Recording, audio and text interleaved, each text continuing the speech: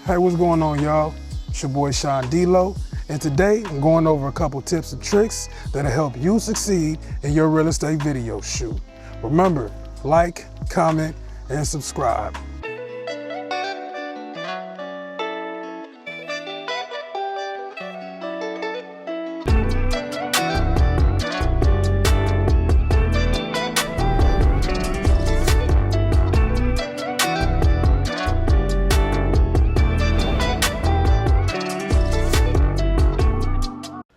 So I was always taught proper preparation prevents poor performance. Always have you a checklist ready and do that way before you even start to film. It'll help you out tremendously. Trust me. So people often forget to put some do's and some don'ts on the checklist. Go ahead and put some problem areas on there.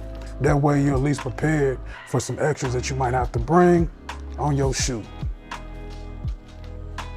Something that everybody should have on their list is a stabilizer. Something that's gonna stabilize the video, because a lot of times on these real estate shoots, they don't want shaky hands and they don't want you going around looking like an earthquake in their building.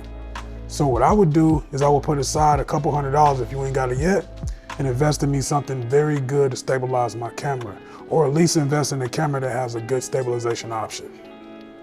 One of the most important things you can get, and not the most important thing besides the camera, is a wide angle lens.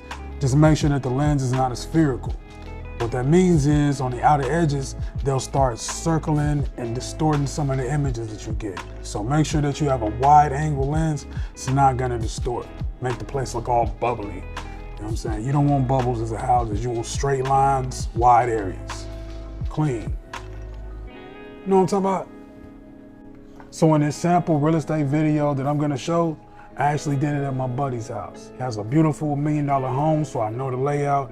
I talked to him about some of the do's and don'ts in the house, because some of the houses have problem areas. So you wanna make sure you check that with the owner, and you don't wanna not tell any prospective buyers about it, but you wanna enhance the good parts of the house. You know, oversell those. So I did that, checked the area, also got some good aerial shots. Make sure that you get interior, exterior, and anything that's gonna make the house stand out. Like if they have a mother-in-law, or if they have an extra den on the end, if they have extra garages that are really nice. Make sure that the curb appeal looks good. Nobody likes bad curb appeal. When you first walk up to a house, you want it to look good. Everybody does. Bathrooms, pay especially attention to bathrooms. Most of them don't have windows, so you're gonna have to create your own light. Gonna make sure that the lighting is good, make sure that everything is good, swept up, cleaned up. You know the drill. You know what I'm talking about? So I'm not gonna lie. When I did my real estate shoot with my buddy, he kind of tried to throw me like a barbecue because he ain't seen me in a while, which is great, by the way. But too many people made for like a bad real estate shoot. So I had to go back for day 2. So make sure if you got to set aside a couple days or a little bit more time on this shoot, if anything unexpected happens, so you can go back and get those good B-roll shots, something that you might have missed. That is very important. Trust me, you're gonna need it. This next tip, I'm gonna sum it up and just tell y'all about extras. Always have extras. I'm gonna repeat that for some of y'all that didn't hear me in the back. Always have extras. Extra batteries, extra cables, extra lenses, anything else that you need that you can afford that is extra, always bring extra. You might even want to bring an extra person if it's just you. If not, you might miss some of those shots that you need. Preach. Another tip that you got to look out for, golden hour. If you're going to be filming anything outside, golden hour is the peak time to do anything. That is when the sun is going down or the sun is coming up. Any midday shots, gonna have a lot of glare, have a lot of glare. You're gonna have a lot of sunspots, a lot of stuff you really don't want. So make sure that golden hour is the key time that you wanna do your real estate vids. All right, trust me, you will thank me about it. I've already been there, done that, where I had to stay all day and wait for the sun to set, sun to go up, and the colors look different both times. So then you gotta do some editing magic. Then you gotta be a magician and shit. So if you don't wanna be a magician and you don't want to pull no rabbits out of your ass. I mean your hat. Your ass hat, it's one of them. Make sure that you hit golden hour. I know this should go without saying. Some of y'all need to hear it a little bit more. Learn how to use the equipment you got.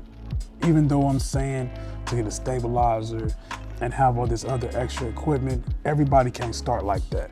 And if you can't start like that, the best way to maximize the money that you spend on this equipment to go do some real estate shoots for whoever, yourself, a friend, or realtor, is to maximize the equipment you already have. If you don't do that, you're already losing. Maximize everything you got, all right? So I'm gonna go ahead and roll my footage, show you what I did at my buddy's house. It's all right, it was just for fun. It looks pretty good. But when you put together a shoot, you'll notice a couple things. And I told you this in my last video. Always put in some music that's gonna make people feel good about what you're doing. Or you're gonna make them feel however you want to with the music you provide. Another thing is editing. Editing is key. If you don't know how to edit, hire an editor.